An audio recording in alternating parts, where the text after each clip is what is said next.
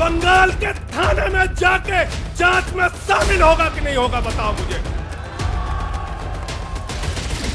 जवाब दो इसका। क्या वो शामिल होगा तमिलनाडु की जांच में? क्या वो जांच में शामिल होगा पंजाब के अंदर? गृह मंत्री अमित शाह के घर में बोले अमित शाह है, उससे पूछताछ करनी है। कहेंगे हम तो गृह मंत्री है। बोलो गृह मंत्री तो सब समान है, इस्तीफा दे दो भाई। कल को भगवंत मान को गिरफ्तार कर लो, कह दोगे इस्तीफा दो। वो केरला के मुख्यमंत्री विजयन, उनकी बेटी पे जांच शुरू कर दी, कहेंगे विजयन जी इस्तीफा दो। ममता बनर्जी जी के भतीजे पे जांच शुरू कर दी, कहेंगे ममता बनर्जी जी इस्तीफा दे दो। तो इस देश के कानून में कहते हो मुख्यमंत्री और आम आदमी बराबर है, तो जरा मुझे बताइए, सोमनाथ भारती कानून के जानकार हैं, क्या प्रधानमंत्री को कानून में छूट है? कानून में छूट है क्या? छूट है क्या? अरे कल को एक मुकदमा मोहाली में लिखा जाएगा, 2 दरोगा वहां से आएगा। एक मुकदमा झारखंड में लिखा जाएगा, 3 दरोगा वहां से आएगा। एक मुकदमा तमिलनाडु में लिखा जाएगा, 5 दरोगा वहां से आएगा।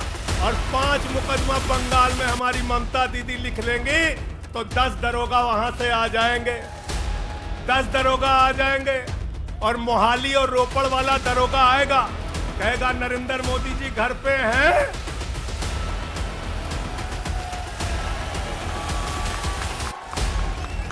तो भाजपाइयों जवाब दो इसका। क्या देश का प्रधानमंत्री बंगाल के थाने में जाके जांच में शामिल होगा कि नहीं होगा, बताओ मुझे। जवाब दो इसका। क्या वो शामिल होगा तमिलनाडु की जांच में? क्या वो जांच में शामिल होगा पंजाब के अंदर?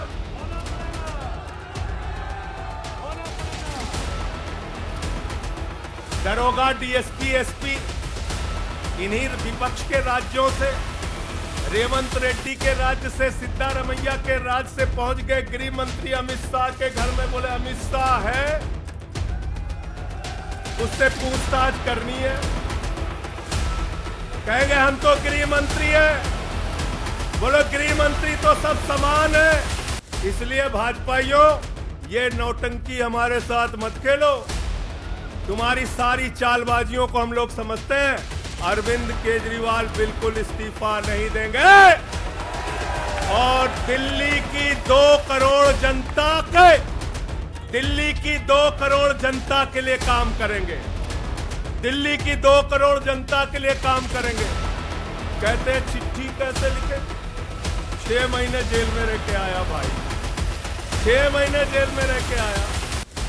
आतिशी जी, कैलाश गहलोत के पास जेल विभाग है, उनसे पता कर लीजिएगा। मैंने तो डीपीआर भी पढ़ा, संजीव झा को रास्ते में बता रहा था।